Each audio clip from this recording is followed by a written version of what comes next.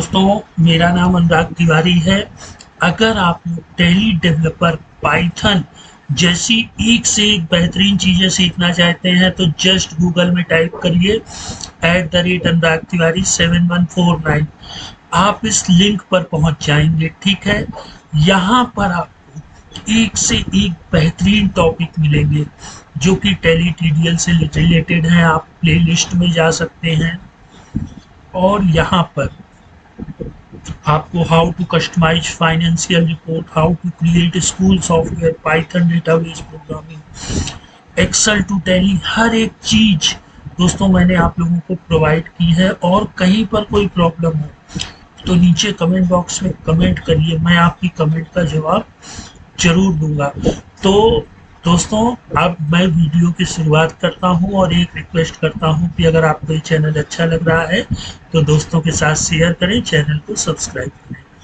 तो दोस्तों, अब आप वीडियो देखिए। दोस्तों, आप सभी लोगों का हार्दिक स्वागत है मेरे यूट्यूब चैनल पे।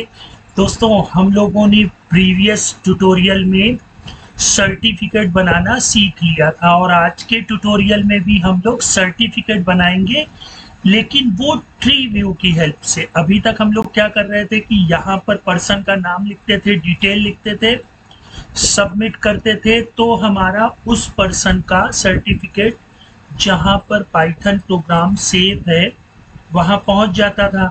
लेकिन अब हमें वापस से अगर उसका सर्टिफिकेट प्रिंट करना है तो हम लोग नहीं प्रिंट कर सकते थे, है ना। उसके सोल्यूशन के लिए मैंने क्या किया कि यहीं पर ही एक ट्री व्यू बना लिया।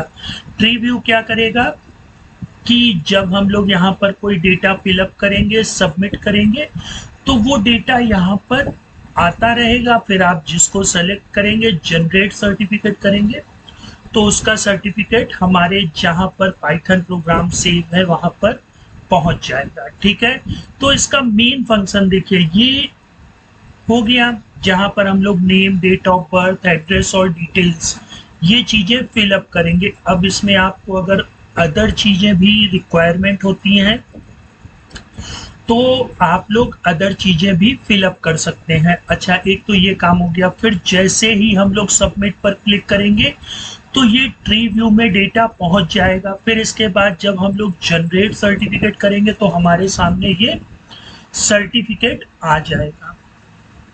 ठीक है दोस्तों, तो इस चीज में अब आप लोग एक चीज और भी सीख सकते हैं कि आप लोग चाहे तो सेल इनवाइस भी इसकी सहायता से बना सकते हैं। ये हम लोगों का करेक्टर सर्टिफिकेट है। आप लोग टीसी, ट्रांसफर सर्टिफिकेट बना सकते हैं, स्टूडेंट की मार्कशीट बना सकते हैं, और भी बहुत सी चीजें जो आपको रिक्वायरमेंट हो वो आप कर सकते हैं। और इस तरह की अगर कोई चीजें आपको रिक्वायरमेंट हैं प्लीज मुझे कमेंट करिए, तो हम सभी लोग मिलकर के पाइथन में उन चीजों को करने की कोशिश करेंगे। ठीक है, अब हम लोग कोड की बात कर लेते हैं। देखिए, पाइथन का नाम आते ही देखिए, पाइथन तो एक समुंदर है, ठीक है, जिसकी तली पर कहाँ से शुरू करें और कहाँ से फिनिश करें ये काफी ट्रिवियलिटी होती है। लेकिन जो बेसिक चीजें होती हैं दोस्तों, मैंने आपको वो सारी चीजें बता दी हैं। ठीक है, अब अगर पाइथन सीखना है तो आपको प्रोजेक्ट बनाने होंगे। ठीक है, छोटे छोटे प्रोजेक्ट बनाने होंगे। अब जैसे देखिए, टैली के अगर हम टुकड़े कर दें तो एक पोर्शन सेल्स वाउचर, एक portion purchase voucher, inventory management, payroll management, है ना, कॉस्ट सेंटर है, कॉस्ट कैटेगरी है, बैलेंस शीट, ट्रायल।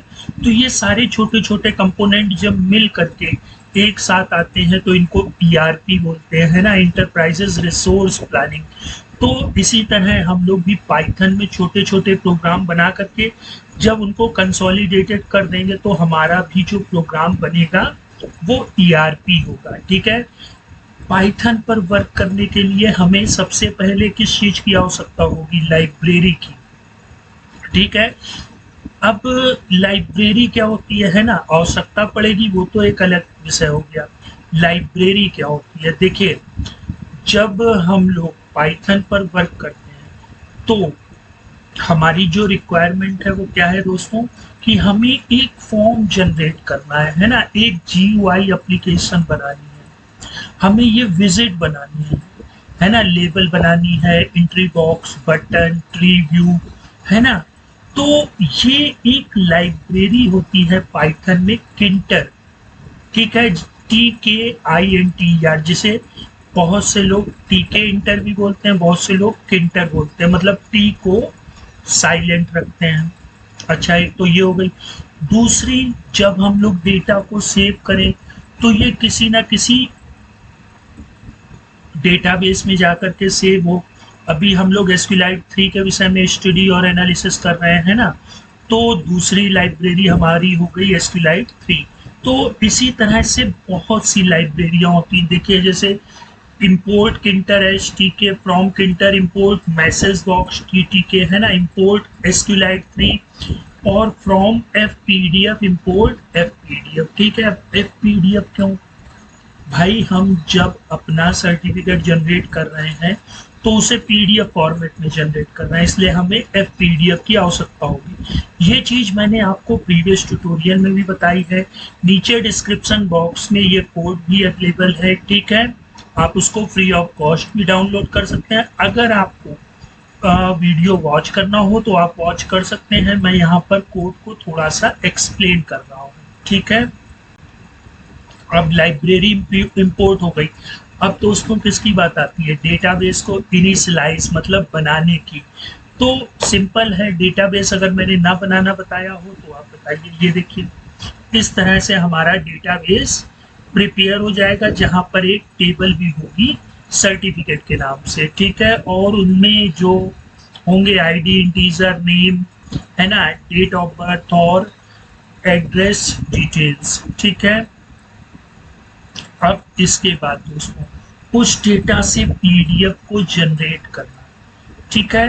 अब आप लोग ये मत समझिए कि इससे सिर्फ करेक्टर सर्टिफिकेट बन सकता है, यहाँ पर टेबल में जो भी चीजें लिखी होंगी उनसे आप PDF को जनरेट कर सकते हैं अपने अकॉर्डिंग, लेकिन इन चीजों की आपको प्रैक्टिस करनी होगी, है ना।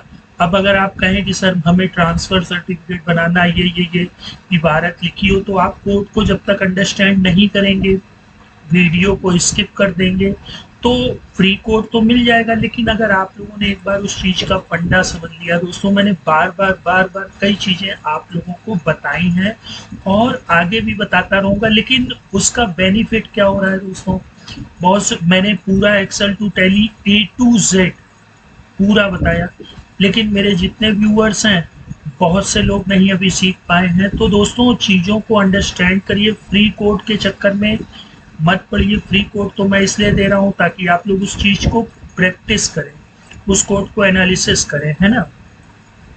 अब देखिए, कोई भी फंक्शनैलिटी परफॉर्म करनी हो पाइथन में तो डेफ एक कीवर्ड होता है जो कि बताता है ये फंक्शन डिक्लेयर हो रहा है। क्रिएट PDF ब्रैकेट में सर्टिफिकेट, है ना, PPDF FPDF, है ना, PPDF डॉट एड पेज, है ना। अब हो सकता है एक पेज की आवश्यकता हो, 2 पेज की, 10 पेज की, तो वो इस डेटा के अकॉर्डिंग पेज को एडजस्ट कर लेगा। यहाँ से आप उसके फॉन्ट को, है ना, और चीज़ों को लिख सकते हैं। देखिए सबसे पहली line character certificate, this is to certify that, फिर नेम क्या आ जाएगा, जो हमारा यहाँ पर नेम मौजूद होगा सर्टिफिकेट टेबल में 1 नंबर पे, फिर दूसरे में डेट ऑफ बर्थ, तीसरे में एड्रेस, चौथे में डिटेल, फिर लास्ट में हैज एक्सिबिटेड, है ना। और फिर जो हमारा आउटपुट होगा कि ये जिस नाम की सर्टिफिकेट होगी, जैसा कि प्रीवियस ट्यूटोरियल में था, वो पूरा मैसेज बॉक्स सहित हमें शो हो जाएगा। तो ये PDF जनरेशन का कोड हो गया। इसके बाद हम लोग सबमिट फॉर्म, मतलब जब डेटा को सबमिट करें तो वो भाई ट्री व्यू में भी तो पहुंचे, तो ये है दोस्तों, ठीक है। इसमें जो नेम होगा उसको हम लोग name underscore entry dot gate से मान लीजिए एक डब्बा है जहां पर नेम लिखा है, उसका नाम नेम अंडरस्कोर एंट्री है, तो डॉट गेट वो नेम हो जाएगा DOB underscore entry dot gate DOB। जहाँ एड्रेस लिखा होगा वो एड्रेस, और जहाँ डिटेल होगी उसको डिटेल मान लेंगे। अब यहाँ पर देखिए, अगर नेम या डेट ऑफ बर्थ या एड्रेस या डिटेल, ठीक है, तो तुरंत करेक्टर सर्टिफिकेट से हम लोग कनेक्ट हो जाएंगे, कर्सर करेंगे, फिर एग्जीक्यूट करवाएंगे। एग्जीक्यूट के विषय में भी मैं बता चुका हूँ कि इंसर्ट इनटू सर्टिफिकेट टेबल है ना, नेम यहाँ से उठ के आ गया, date of birth, address details है ना, ये यहाँ पे फिलअप हो जाएंगे, वैल्यू नेम फिल हो जाएगा, डेट ऑफ बर्थ, एड्रेस और डिटेल, ठीक है, ये नेम, डीओबी, एड्रेस, डिटेल्स, ये सारी चीजें फिल हो जाएंगी। फिर con commit, con dot close. फिर इसके बाद जब ये सेव हो जाए तो हमें एंट्री बॉक्स ब्लैंक होना चाहिए, तो यहाँ से हम लोग उनके डेटा को डिलीट कर दें, क्योंकि डेटाबेस में पहुंच चुका है। अब हमें यहाँ पे बार बार शो कराने की क्या जरूरत है, हम लोग इसको नेक्स्ट उसमें दिखा देंगे, और अगर कोई एरर होगी तो वो एरर का मैसेज शो कर देगा। अब दोस्तों फेच डाटा, भाई यहाँ पर जैसे ही से वो डेटाबेस में चला जाए, साथ ही साथ ट्री व्यू में भी तो हमारे पास डेटा आ जाए ना दोस्तों, ताकि हम लोग सर्टिफिकेट को जनरेट कर सकें। तो ये देखिए, date fetch data for item in tree dot get children, ये जितने भी होते हैं ये ट्री व्यू के चिल्ड्रन कहलाते हैं, है ना। फिर इसमें वही हम लोग पहले डेटाबेस से कनेक्ट करेंगे, फिर एग्जीक्यूट कर लेंगे। एस्ट्रिक मतलब सारी चीजें, सेलेक्ट एस्ट्रिक फ्रॉम सर्टिफिकेट, ठीक है। देखिए ये एसक्यूएल क्यूरी होती है कि इंसर्ट, अपडेट, डिलीट, सेलेक्ट, ये एसक्यूएल क्यूरी होती है दोस्तों, है ना। इंसर्ट मतलब डेटा डेटाबेस में इंसर्ट हो जाएगा, सेलेक्ट डेटाबेस हमारा सेलेक्ट कर लिया जाएगा, आ जाएगा, है ना। फिर इसको ट्री डॉट इंसर्ट से यहाँ पर शो करा देंगे। अब आता है generate certificate from tree view. अब सर्टिफिकेट जनरेट करना है कि हम इस पर क्लिक करें तो हमारा सर्टिफिकेट जनरेट हो जाए। तो देखिए selected item tree dot focus, condition क्या है कि ये सेलेक्टेड होना चाहिए, और जो भी हम लोगों ने पीडीएफ वाला जनरेट किया था यहाँ पर कॉल करा लेंगे, ठीक है। और अगर सेलेक्टेड किए बिना इंटर करेंगे तो सिलेक्शन एरर आएगी, नो आइटम सेलेक्टेड। अब दोस्तों सबसे इम्पोर्टेंट चीज की भाई हमारी मेन विंडो और विजिट कैसे बनाएंगे, ये मैं आप लोगों को बता चुका हूँ। कोड भी डिस्क्रिप्शन बॉक्स में है, आप लोग डाउनलोड करिए, और कहीं कोई प्रॉब्लम होती है तो कमेंट करिए, मैं आपकी कमेंट का रिप्लाई जरूर दूंगा। अब दोस्तों इसके बाद फिर ट्री व्यू कैसे जनरेट होगा, है ना, और जनरेट बटन कैसे बनेगी, उसका ये कोड है। ट्री व्यू कैसे जनरेट होता है ये मैं बता चुका हूँ, ठीक है। तो दोस्तों अब इस ढंग से आप लोग कई चीजें बना सकते हैं। आई होप आप लोग स्टार्ट करिए, कहीं कोई प्रॉब्लम होती है तो तुरंत कमेंट करिए, मैं आपकी कमेंट का रिप्लाई दूंगा। और दोस्तों ये जो Python project with source code का टॉपिक है, ये अगर आप लोग चाहते हैं चले तो मैं इसको चला सकता हूँ। क्या आप लोगों से एक राय पूछना चाह रहा हूँ कि जो मेरा पाइथन का ट्यूटोरियल है उसको काफ़ी कम लोग वॉच कर रहे हैं, तो आप लोगों की क्या रिक्वायरमेंट है वो प्लीज़ कमेंट बॉक्स में बताइए। अगर आपको बिगनर लेवल की पाइथन क्लास चाहिए तो मैं वो जनरेट करके, वो बना करके प्लेलिस्ट पर अपलोड करूँगा, या आपको ये Python project with source code अच्छा लग रहा है तो मैं ये कंटिन्यूसली अपलोड करता रहूँगा, ठीक है। पाइथन बहुत सी चीज़ें कर सकता है दोस्तों, तो हम लोगों को एक साथ मिल करके ये सारी चीज़ें करनी होगी, अंडरस्टैंड करनी होगी। अब इसके बाद हम लोग इनिशियलाइज जो डीबी बनाया था किसी भी फंक्शन को रन कराने के लिए, फंक्शन का नाम ब्रैकेट, फेच डेटा फंक्शन का नाम bracket, root dot main loop, अगर ये नहीं लगाएंगे तो स्क्रीन ओपन होके तुरंत क्लोज हो जाएगी, ठीक है। तो दोस्तों अब ये टॉपिक फिनिश हो गया, इसको प्रैक्टिस भी करके देख लेते हैं ये कैसे वर्क करता है। और एक इम्पॉर्टेंट चीज, अगर आप लोगों को ये चैनल अच्छा लग रहा है तो please like, share and subscribe @Anurag Tiwari 7149। अब दोस्तों हम लोग आ जाते हैं अपने पाइथन प्रोग्राम में, ठीक है। ये पूरा का पूरा कोड आप लोगों को डिस्क्रिप्शन बॉक्स में मिल जाएगा, ठीक है। इसको आप किसी भी ड्राइव में सेव कर लीजिएगा, यहाँ पर मैंने इसको सेव कर रखा है। अब मैं जब इसको रन करता हूँ, देखिए अभी यहाँ पर क्या है कि कोई भी डेटाबेस जनरेट नहीं है। आप जब इस पर रन करेंगे, ठीक है, तो ये प्रोग्राम थोड़ा सा रन होने में टाइम लेगा, ये लीजिए, ठीक है। तो हमारे सामने ये प्रोग्राम आ गया है, ठीक है। और साथ ही साथ इसका करेक्टर सर्टिफिकेट का जो डेटाबेस है वो भी जनरेट हो गया है। अब हम लोग यहाँ पे मान लेते हैं राजू नाम के किसी पर्सन का बना लेते हैं, ठीक है। करेक्टर डेट ऑफ बर्थ मान लेते हैं 19/5/2000, ठीक। एड्रेस कुछ भी मान लेते हैं 124 बी, है ना। डिटेल गुड पर्सन, ठीक। सबमिट करेंगे तो अभी देखिए सर्टिफिकेट नहीं जनरेट हुआ है। क्यों नहीं जनरेट हुआ है? क्योंकि हम लोगों ने सर्टिफिकेट की अब जो कंडीशन है वो यहाँ पर दे दी है। अगर आप बिना सेलेक्ट के क्लिक करेंगे तो देखिए नो आइटम सेलेक्टेड का मैसेज आएगा। आप इसको सेलेक्ट करके जनरेट सर्टिफिकेट करेंगे तो सर्टिफिकेट क्रिएटेड फॉर राजू, जो नाम होगा उसका करेक्टर सर्टिफिकेट यहाँ पर देखिए बन जाएगा। अब अगर आप इसको ओपन करके देखना चाहिए, ओपन विथ मैं पीडीएफ कर लेता हूँ, ठीक है। तो ये दोस्तों जब तक ओपन हो रहा है तब तक हम लोग सीता का भी नाम से बना लेते हैं। ये लीजिए भाई, ओपन हो गया ये, ठीक है। This is to certify, name आ गया, date of birth, address, details. अब इसको जो सजाना है या अगर आपको फॉर्मेट चेंज करना है तो वो आप लोग खुद से कर सकते हैं। कहीं पर कोई प्रॉब्लम होगी मुझे बताइएगा। जो पीडीएफ जनरेशन वाला कोड है उसमें ही अमेंडमेंट होगा कि आपको पीडीएफ का लुक कैसे रखना है, ठीक है। तो ये तो राजू का सर्टिफिकेट हो गया। अब हम लोग अपना सीता का सर्टिफिकेट बना लेते हैं, ठीक है।